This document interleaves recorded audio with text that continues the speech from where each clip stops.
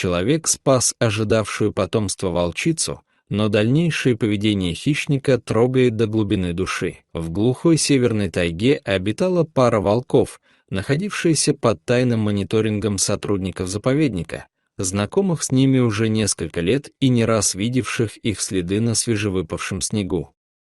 Самца звали Гордый, он был могучим, крепким, с плотной темной шерстью и сосредоточенным взором, и неизменно держался возле своей подруги, словно осознавая всю меру ответственности за нее. Волчицу по имени Вьюга ожидала в скором времени пополнение.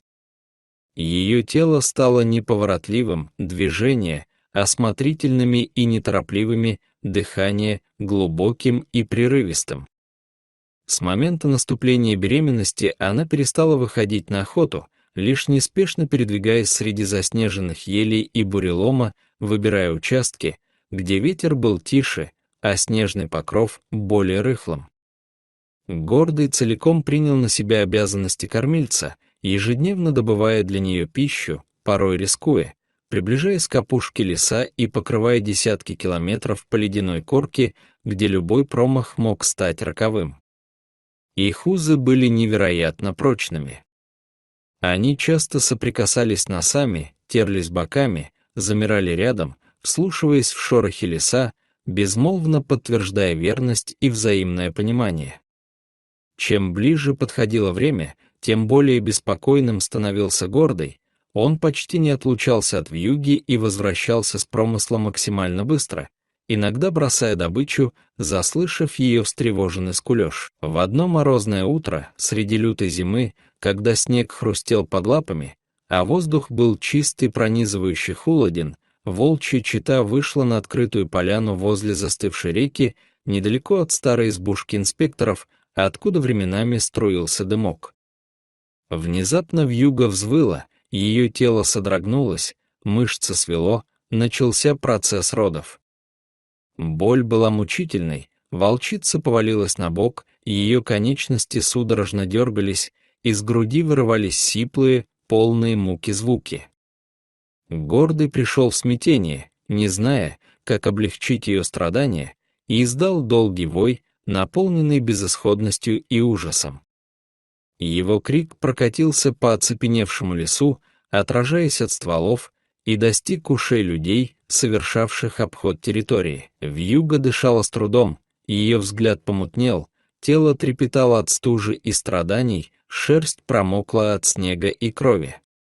Гордый бережно облизывал ее морду, пытаясь согреть и утешить, но вьюга почти не отвечала.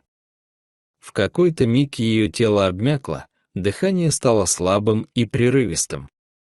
Гордый отпрянул на несколько шагов и вновь завыл, громко и тревожно, его взгляд метало по белой пустыне в поисках спасения. Под телом вьюги проступила кровь, алыми разводами растекаясь по белизне снега. В небе уже кружили вороны, приманиваемые запахом, но Гордый ощерился и зарычал, не подпуская их близко. Это была черта, разделяющая жизнь и гибель. Лишь чудо могло теперь помочь. Инспекторы Игорь и Денис двигались на снегоходе по северному маршруту, когда услышали непривычный вой, от которого кровь застыла в жилах. Они замерли и стали вглядываться в сторону звука через бинокль. В отдалении они увидели Гордого, стоящего рядом с волчицей, распластавшейся на снегу. Осмыслив всю серьезность положения и отдавая себе отчет в опасности, они приняли решение действовать без промедления. Денис приготовил ружье со снотворным зарядом, а Игорь достал аптечку, его руки слегка дрожали от холода и нервного напряжения. Гордый заметил людей, но не показал враждебности. Казалось, он ощущал, что перед ним не противники, а единственный шанс. Когда волк отошел на несколько метров, Игорь стремительно приблизился к вьюге и оценил ее положение. Пульс был еле заметен, дыхание почти не ощущалось. Живот был твердым, кровотечение не прекращалось.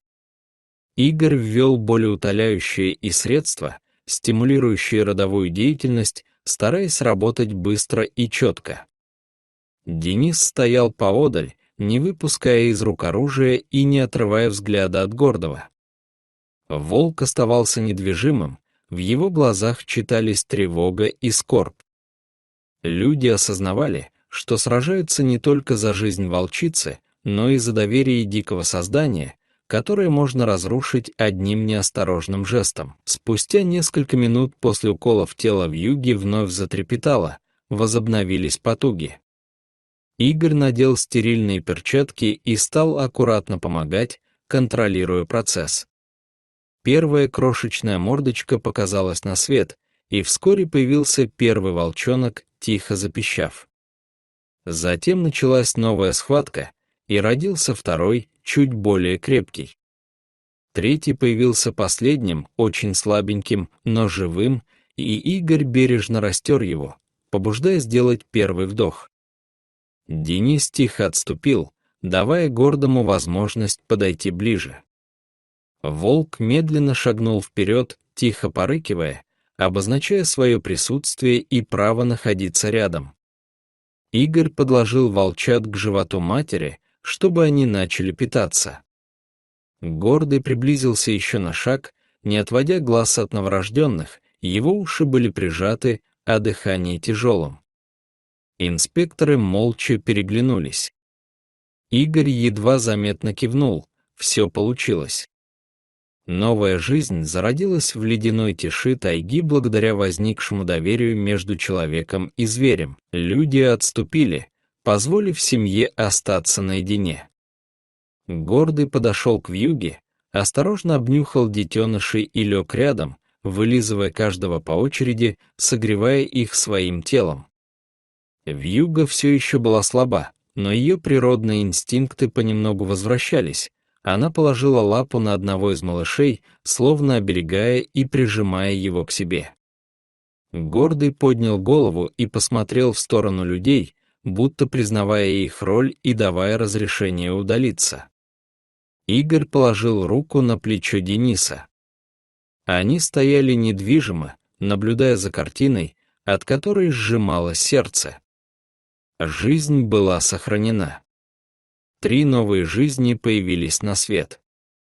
Волчья семья вновь обрела целостность. Инспекторы отошли к снегоходу и еще долго следили за ними в бинокль, убеждаясь, что все хорошо и угроза миновала.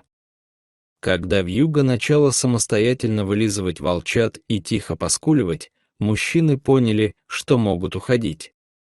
С первыми бледными лучами зимнего солнца Гордый поднялся и неспешно двинулся вперед, прокладывая тропу, а вьюга последовала за ним, и 3 маленьких волчонка неуверенно заковыляли сзади, проваливаясь в снег.